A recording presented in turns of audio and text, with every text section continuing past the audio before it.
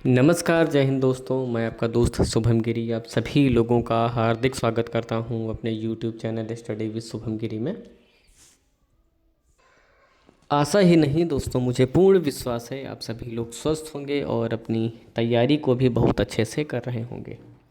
दोस्तों, थंबनेल और टाइटल देख करके आप सभी लोग समझ गए होंगे कि हम बात करने वाले हैं ईएमआरएस में छुट्टियों को लेकर के क्या नियम हैं, और हम ये भी आपको बताएंगे कि किस प्रकार छुट्टी लें कि ये जो नुकसान भरना पड़ा है हमारे इतने छात्रों को हैदराबाद में, हैदराबाद स्टेट सोसाइटी में, कि उनकी सैलरी भी 13-14 दिन की काट ली गई है और उनके खिलाफ़ एक्शन भी लिया गया है। आपके खिलाफ़ ऐसी किसी भी प्रकार की कार्यवाही ना हो और कैसे हम छुट्टी लें, इन सारी बातों पर ये जो ऑफिशियल लेटर है दोस्तों, इसमें जो छुट्टियों के जो नियम बताए गए हैं उनके बारे में हम एक्सप्लेन करेंगे, एक एक लाइन के बारे में हम बताएंगे। तो आप सावधानी पूर्वक दोस्तों इन बातों का अगर ख्याल रखेंगे और उन नियमों का पालन करते हुए अगर आपने छुट्टी ली तो आपकी सैलरी दोस्तों ना कटेगी, ना आपके ऊपर किसी प्रकार का कोई एक्शन लिया जाएगा। मगर दोस्तों, वीडियो में आगे बढ़ने से पहले मेरा आपसे विनम्र निवेदन है कि दोस्तों, अगर आपको ईएमआरएस से रिलेटेड या अन्य गवर्नमेंट जॉब से रिलेटेड सारे सूचनाएं नियमित रूप से चाहिए तो आप प्लीज़ हमारे चैनल स्टडी विद शुभम गिरी को ज़रूर सब्सक्राइब करिएगा और बेल आइकन को ज़रूर प्रेस करिएगा ताकि मेरी आने वाली सारी वीडियोस की नोटिफिकेशन आपको मिलती रहे। तो चलिए दोस्तों, हम आपको ले चलते हैं ऑफिशियल लेटर पर। ये दोस्तों ऑफिशियल लेटर जो है वो आ चुका है और इसको हम पूरा का पूरा हिंदी में ट्रांसलेट करेंगे और आपको बताएंगे कि इसमें छुट्टियों को लेकर के यानी वेकेशन को लेकर के क्या नियम बताए गए हैं और आपको कैसे इन नियमों का पालन करना है। तो चलिए इसका पहले हम हिंदी ट्रांसलेशन करते हैं। चलिए दोस्तों, इसका हमने हिंदी में ट्रांसलेशन कर लिया है और हम 138, 39 और 140 और 140A तक हम बात इसमें करेंगे। चलिए स्टार्ट करते हैं। अवकाश से ठीक पहले रिक्त पदों पर स्थानीय नियुक्तियां नहीं की जानी चाहिए जब तक कि इसके लिए ठोस कारण ना हो और संगठन द्वारा उसे अनुमोदित ना किया गया हो। ये दोस्तों पॉइंट तो उन नियमों के लिए है कि जो संविदा पे शिक्षक रखे जाते हैं, तो उसमें कहा गया कि जब छुट्टियां हों तब ना रखे जाए, जब सक्रिय रूप से विद्यालय चल रहे हों उस समय ऐसा किया जाए, वो भी जब ऊपर से अनुमति हो तब। छुट्टी को लेकर के 139 जो पॉइंट है यहाँ से नियम शुरू है। तो चलिए एक्सप्लेन करते हैं। प्रशासनिक व्यवस्था को सुविधाजनक बनाने के लिए अवकाश से पहले अंतिम कार्य दिवस और अवकाश के बाद पहले कार्य दिवस को अवकाश पर जाने वाले कर्मचारियों को ड्यूटी पर उपस्थित रहना आवश्यक है। इस नियम में केवल असाधारण परिस्थितियों में ही छुट्टी दी जा सकती है, जैसे कि चिकित्सा प्रमाण पत्र पर छुट्टी। चिकित्सा प्रमाण पत्र पर छुट्टी के अलावा अन्य मामलों को नियमितीकरण के लिए कर्मचारी के लिखित स्पष्टीकरण के साथ क्षेत्रीय अधिकारी को रिपोर्ट किया जाना चाहिए। क्षेत्रीय अधिकारी के आदेशों के लंबित रहने तक ऐसे मामलों में अनंतिम रूप से अवकाश वेतन प्राप्त करने पर कोई आपत्ति नहीं है। दोस्तों, इसमें क्लियर कटनेस ने बोला है कि आप जिस दिन छुट्टी मतलब कि मान लीजिए कि 2 अक्टूबर से लेकर के 12 अक्टूबर तक छुट्टी है, ठीक।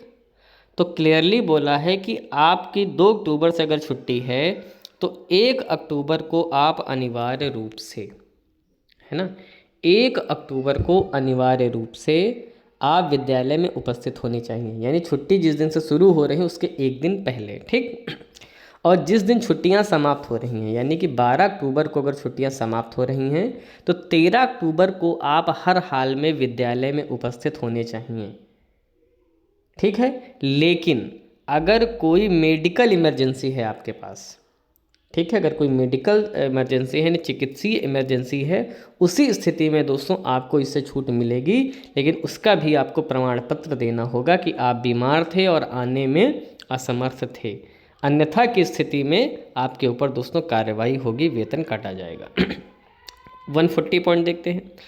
छुट्टी को आकस्मिक छुट्टी के साथ जोड़ा जा सकता है लेकिन विशेष छुट्टी या प्रतिपूरक छुट्टी या टर्मिनल छुट्टी के साथ नहीं।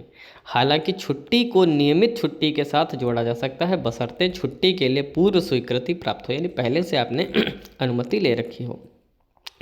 ऐसे मामलों में छुट्टी वेतन यानी वह वेतन जो कर्मचारी के ड्यूटी पर होने पर लिया जाता है, छुट्टी की अवधि और संयुक्त रूप से ली गई छुट्टी की अवधि के लिए लिया जा सकता है। छुट्टी नियमों के अनुसार छुट्टी वेतन स्वीकार्य होगा। दुर्लभ मामले में जिसमें छुट्टी के पहले और बाद में छुट्टी दोनों होती है, छुट्टी की बाद की अवधि के लिए छुट्टी वेतन पहले की अवधि के समान होगा। और अंतिम बिंदु है कि प्रधानाचार्यों सहित स्टाफ, शिक्षण और गैर शिक्षक को अवकाश, यानी सभी को इसके लिए बताया जा रहा है।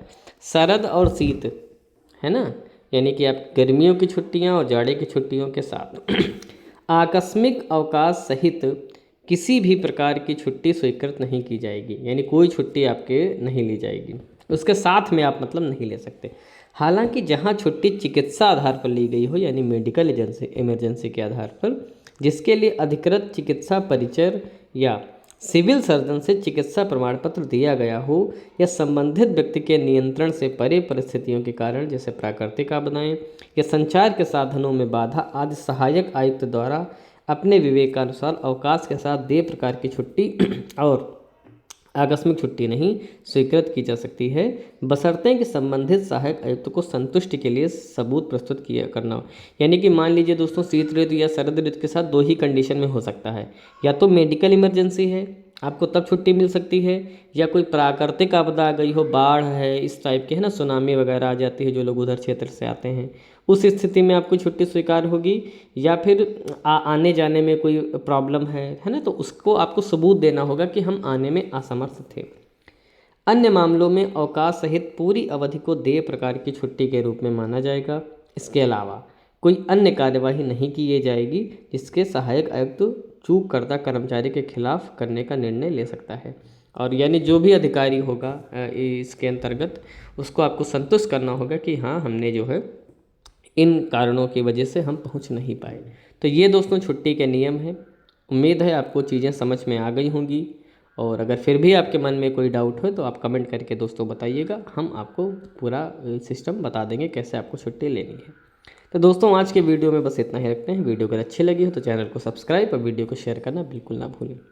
फिर मिलेंगे अगली वीडियो में नई जानकारी के साथ। तब तक मेरे साथ बोलिए जय हिंद, जय भारत।